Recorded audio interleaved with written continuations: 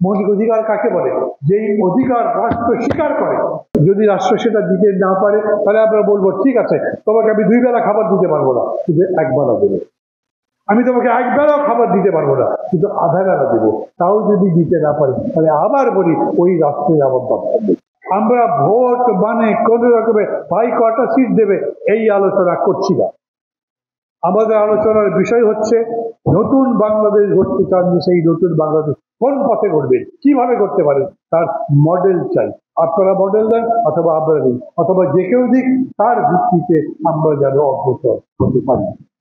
আমি সালাম ভাইকে বলবো, সৌরভ ভাইকে বলবো, নিজেদের এলাকায় যান, সভা করেন, সেখানে বলেন আমি যদি ভোটে জিতি তাহলে আমি এই কাজ করব। মানুষ হাসবে, আপনি কি ভোটে জিততে পারবেন? আপনি ভোট না দিয়ে আমি জিতবো কিভাবে? কিন্তু আপনি যদি ভোট দেন, আমি যদি জিতি, তাহলে আপনার এই কল্যাণ আমি করতে পারি। এখন এই কল্যাণের কথা কিন্তু আমি কেবলমাত্র ইউনিভার্সাল বেসিক পের কথা বলছি না, আমি হেলথেও তাই করতে পারি। একটু আগে শুনুন না, সাকিব বললো আমাদের কর্মসূচির মধ্যে আছে যে লোকের ডাক্তারের ভিজিট দেবার টাকা নেই, যার ওষুধ কেনার টাকা নেই, রাষ্ট্রের দায়িত্ব সে অসুস্থ হলে যেন তার চিকিৎসা করা যায়। অন্ন, বস্ত্র, শিক্ষা, চিকিৎসা, বাসস্থান, আমরা বলি না মানুষের মৌলিক অধিকার? মৌলিক অধিকার কাকে বলে? যেই অধিকার রাষ্ট্র স্বীকার করে। রাষ্ট্র বলতে পারে আমার কাছে তো এত টাকা নেই, আমি দেবো কোত্থেকে? আমি বলবো এইভাবে আপনি দিতে পারেন। যদি সেটা সত্যি হয় তাহলে রাষ্ট্র তা দেবে। যদি রাষ্ট্র সেটা দিতে না পারে তাহলে আমরা বলবো ঠিক আছে, তোমাকে আমি 2 বেলা খাবার দিতে পারবো না, কিন্তু 1 বেলা দেবো। আমি তোমাকে 1 বেলাও খাবার দিতে পারবো না, কিন্তু আধা বেলা দেবো। তাও যদি দিতে না পারি তাহলে আবার বলি ওই রাষ্ট্রের আমার দরকার নেই। আমি সেই রকম রাষ্ট্র চাই, আমি সেরকম সরকার চাই, সেরকম দেশ চাই, যেই দেশের কাছে আমি আমার কথা বলতে পারবো, আমার দুঃখের কথা বলতে পারবো। দেশ আমার জনগণের কথা ওই রাষ্ট্র শুনবে এবং ব্যবস্থা দেবে। আমরা বলি না, যখন শেখ হাসিনা বললেন ডিজিটাল বাংলাদেশ, আমরা তো বলেছিলাম ভালো। ডিজিটাল বাংলাদেশ মানে কি? সারা বাংলাদেশের 14,000 বর্গমাইল ডিজিটালি লোকেট করা হবে। কোন এলাকা কার, কোন জমিদার, সব থাকবে তার মধ্যে।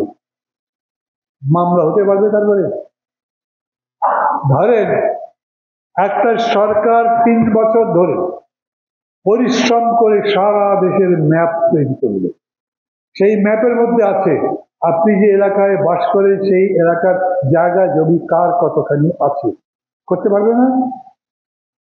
পারবে না? গুগল ম্যাপ করে কিরকম করে, কোথায় আমেরিকা গেছে ওই ম্যাপ দেখে গাড়ি এখানে বলবেন যে এই নকশা, তারা সেখানে নিয়ে যায় না।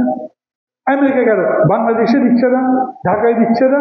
আপনি যে যান, আপনি জিপেই দেখে বলে যায় এইখানে তুমি যাবে, ও সেখানে দিয়ে যেতে পারে। তা যদি করা যায় তাহলে ম্যাপও সেরকম বলা যায়। তার মানে হচ্ছে জমি জমা নিয়ে মারামারি, মামলা বন্ধ। কারণ মামলা করলেই কোর্ট বলবে এই যে নকশা আছে এটা তো সত্যি, এটাই সঠিক, রায় সেরকম করে হবে। তার মানে ভেবে দেখেন, আমাদের টেকনোলজির ডেভেলপমেন্টের কারণে, আমাদের ডিজিটালাইজেশনের কারণে আমরা সমস্ত রকম ঝগড়াঝাটি যা আছে মিটিয়ে দিতে পারি। আমরা একটা সুন্দর দেশ বানাতে পারি। আমরা মানে কারা?